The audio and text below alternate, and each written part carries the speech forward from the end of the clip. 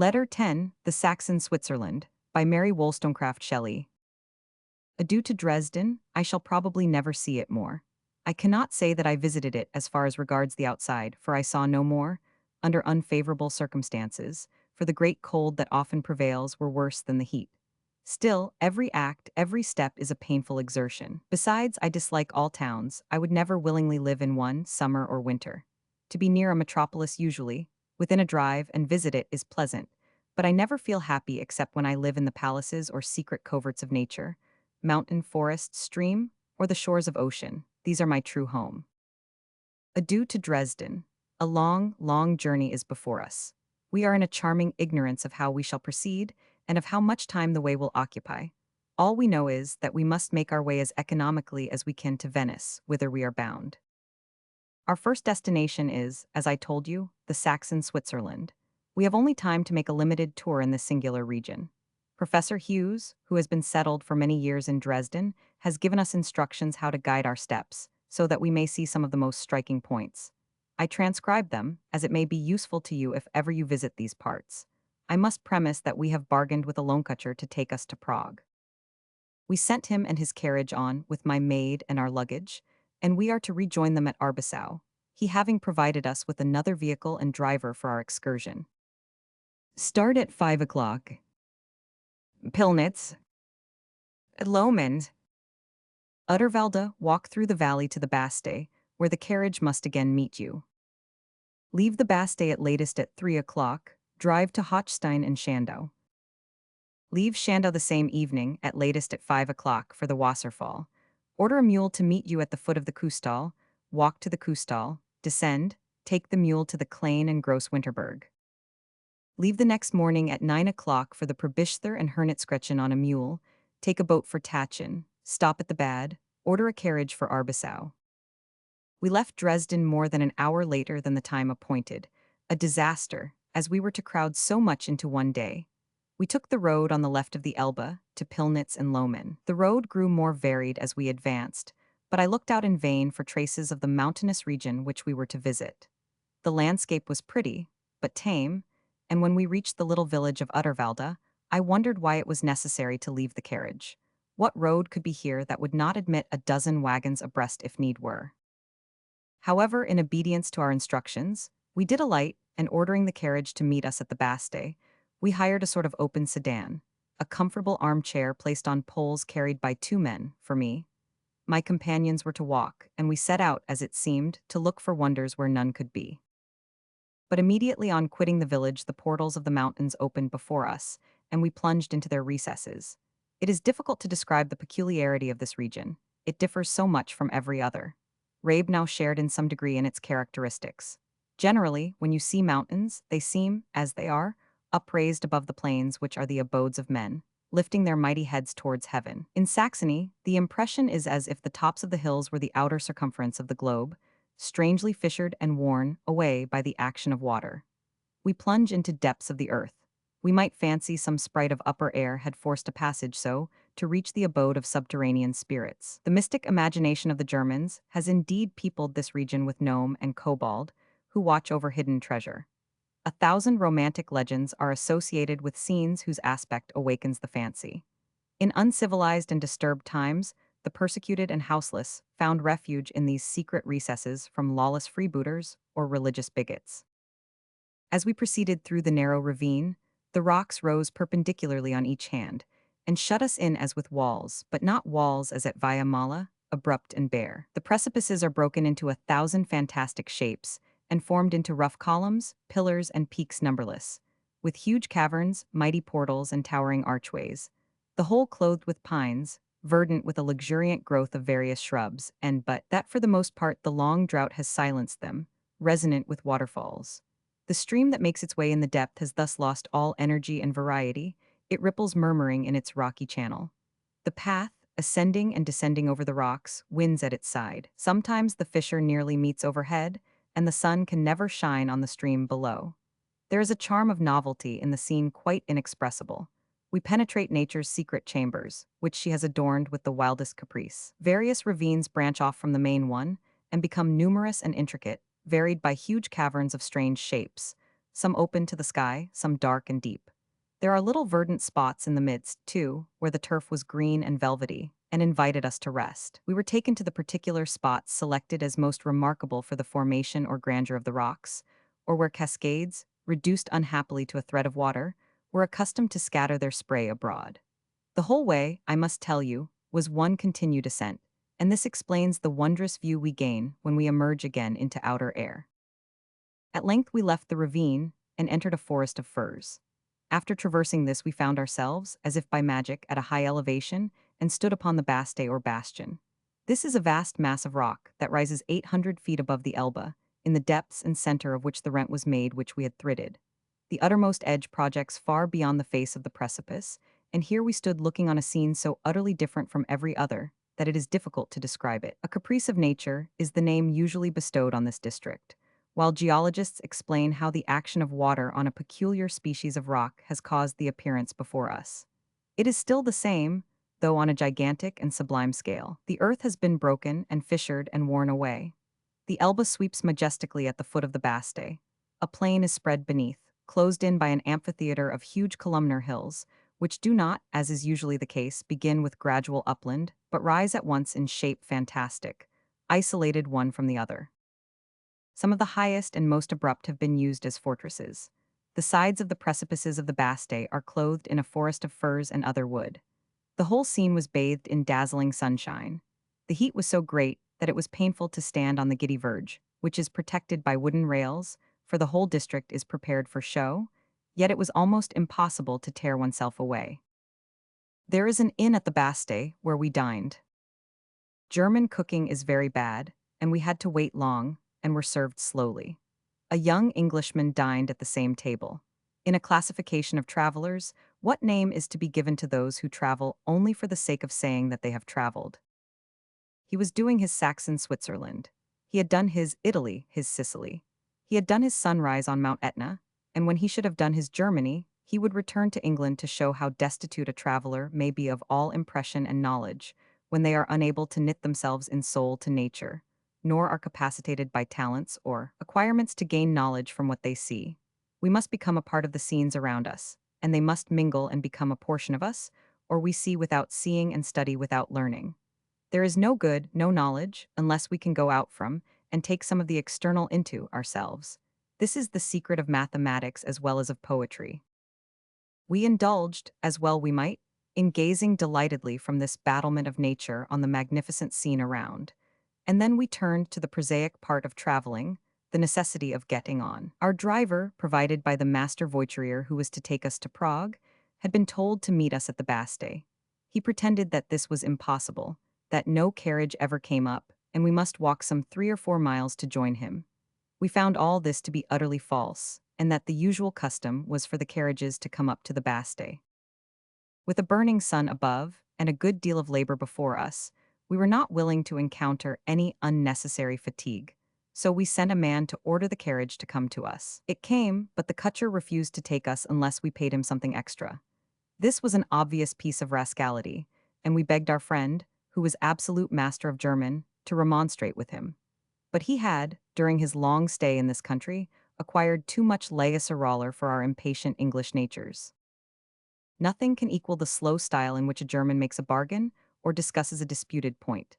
He never thinks that he can argue with any success, unless he puts one hand on the other's shoulder and brings his face close to him. Indeed, this habit of coming so very near in conversation is, as far as I remarked, usual in Germany. I have often edged off till I got into a corner, and then there was no help but, if possible, to run away, to return to our cocher. With ignorant and deaf ears, we saw him and our friend argue and re-argue the point while time flew. Our instructions were to leave the Bastei at 3 at latest. It was now long past 4. Why not yield to the demand? I believe travelers alone know the swelling indignation and obstinate resistance with which, at the worst of times, they meet extortion. We would not yield, and finding our friend still vainly discussing, another among us took our books and cloaks from the carriage, and, pumping up the only German words he could command, said to the fellow, "Canon Synac Dresden Jehen." If he had been master, he might have taken us at our word. But he knew we should meet his master at Arbessau, so he took fright and consented, without extra pay, to take us to Schandau. He had been engaged to take us some 4 miles beyond, but we, foolishly enough, consented to be satisfied with being driven so far. Descending from the Bastei, the road wound round hills, with a stream on the other hand. Schandau is thus placed, and it is a very pretty country inn, the stream in front with a bridge, and before a garden, secluded and peaceful, reminded one of the inn at Bastei Bridge, near Box Hill. It would have been as well to remain here could we have given 3 instead of 2 days to our excursion. But this was impossible, and we were anxious, as evening was advancing, to get on. We asked if we could have a calèche to take us to the foot of the Königstein, which is the last point where a carriage is serviceable. The rest of the excursion must be performed on foot, in chairs, or on mules. Our instructions bid us leave Schandau by 5 at latest. It was now nearly 6, so we begged them to hasten with the carriage. Fair promises were given, and we loitered away half an hour in the garden of the inn, and then we grew impatient. After a time, it became apparent that the people were playing the very usual trick of delaying bringing a carriage, till too late, so to force us to sleep at their inn. We were rather slow at arriving at this conviction, and not the less resolute to resist the imposition. Indeed, yielding would put us to great inconvenience. After answering our expostulations for some time with false promises, they at last impudently declared that we could not have a carriage. Our only resource was the fellow who brought us from Dresden, and who by compact ought at once to have taken us to the place whither we wished to go. 2 thalers bribed him, and he agreed to proceed. We asked for a guide and engaged him, but at setting off from Schandau, he said it was impossible for a lady to reach the Gross Winterberg that night, and he refused to go. On the whole, with evening closing in, the guide deserting, and several miles before us, to sleep at Schandau seemed our best resource, but we would not. The cool evening air was pleasant. I did not object to a little adventure. Should, it is true, miss some points usually visited, but we should gain a great object with the tourist, that of viewing the Gross Winterberg by moonlight and at sunrise. We went on, therefore, the road winding at the base of wooded hills till we reached the foot of the Königstein. The mules were all gone, and so were the guides. A countryman who was doing work at the inn of the Gross Winterberg offered to show us the way thither, and leaving the carriage, and loading the man with books and carpet-bag, we set out. We had been obliged to give up the idea of viewing Königstein and the Klein Winterberg, and aimed only at reaching the Gross, which is situated at the top of a very high hill. It was now past 8 o'clock, and evening had closed in. The hill we climbed was clothed with pines, and it was impossible to conceive a more fatiguing ascent. The soil was sand, into which we sank to our ankles as we toiled up. No breath of air stirred the trees. After the first chill which followed sunset, the night became excessively warm. Shut in as we were by trees, we were oppressed by heat and toil. To add to our troubles, it soon grew pitch dark. Not a starbeam penetrated the trees. Our guide went on before, and we provided him with a cigar, the light of which alone showed us where he was. And now and then my companions struck sparks from a flint to throw transient radiance on the path, which bordered, I believe, but we could see nothing, a steep precipice on one hand. On the other we had the broken surface of the mountain, and the boughs of the pines overhead. The way seemed endless, but as we had conquered the people at Schandau and got our own way, we would not be dispirited and laughed at our difficulties, and toiled up the steep, plunging as we went deep into the sand. At last we reached the top of the hill, and another half hour brought us to the inn. It was 11 o'clock, so you may imagine that the way had been long, and that we were not a little fatigued. Late as it was, we determined to reward ourselves with a little amusement. Supper was ordered, and we ordered also 3 Bohemian girls with their harps. Here, as in Wales, harps form a part of the entertainment given to travelers at the inns, but in Bohemia they are played by girls instead of men. The harpists were gone, it was so late, but at our call they came, and played and sang several wild national airs. We were now on the frontiers of Bohemia, whence the race of gypsies was said in old times to have emigrated. I do not know whether there was any gypsy blood in these girls. Their eyes had not the peculiar cast of the race. One of the 3 was very handsome, and looked proud, as indeed she was, and listened with an air of haughty disdain to every compliment. They had on their faces, that which too often rests on the countenances of the lower order of Germans, an expression of sullenness. I soon grew too tired to listen, and left them playing. The waning moon rose over the sea of hills on which I looked from my window. I was almost too fatigued to see. At sunrise I started up to gaze. The glory of awakening day was on the mountain tops, which looked more like a stormy ocean than a scene of earth. I scarcely know what I saw. My eyes were drooping with sleep. I knew my companions would not rise, so I went again to bed, and when I awoke, It seemed as if I had dreamed of a glorious sunrise in fairyland. I looked from the tiny casement of my room. We were on the highest of many hundred hills, nearly 2,000 feet above the level of the sea, and commanded a wide horizon, enclosing a district strangely convulsed, wildly heaped up with mountains and rocks of various and fantastic shapes, clothed with wood. Murray speaks of the inn at the Gross Winterberg as 2 or 3 separate huts, where sorry accommodation may be obtained. This state of things is reformed.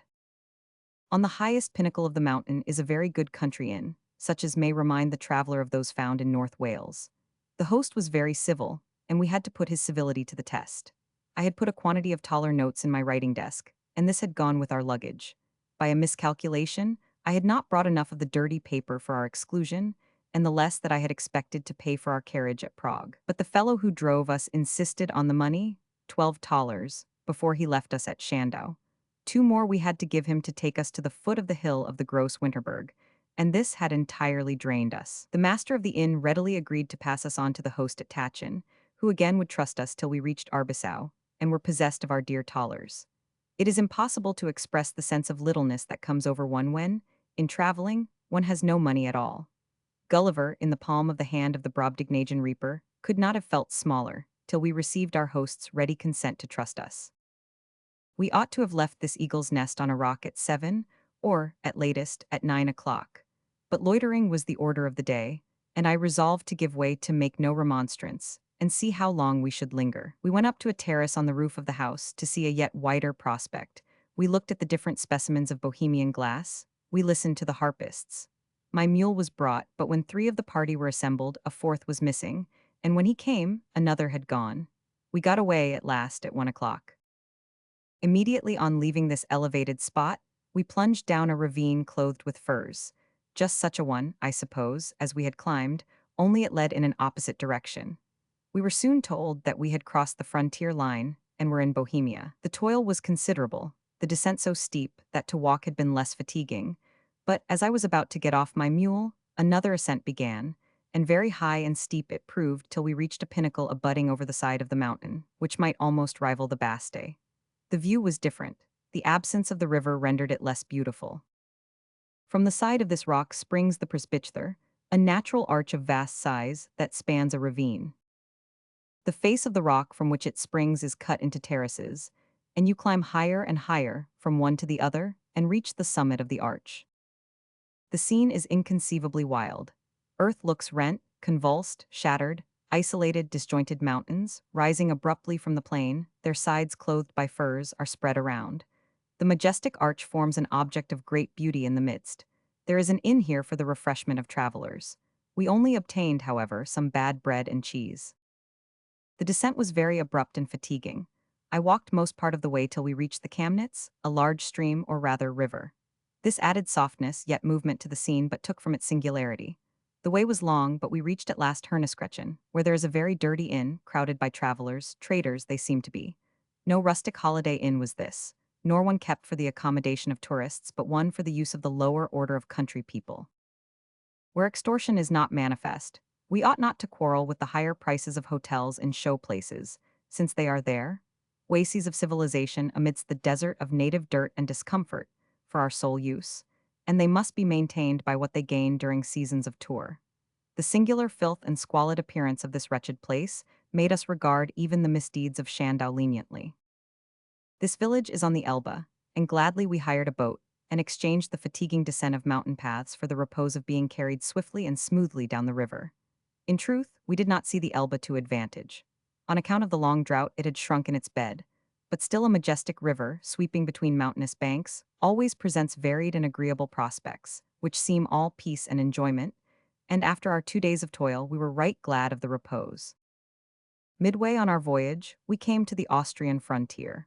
The Austrian government has not joined the league which unites the rest of Germany, and has put an end to the annoyance a traveler suffered, passing in one day the frontiers of several states, and stopped, and his luggage examined at each. However, though the Austrian preserves his right to annoy, he amiably abstained.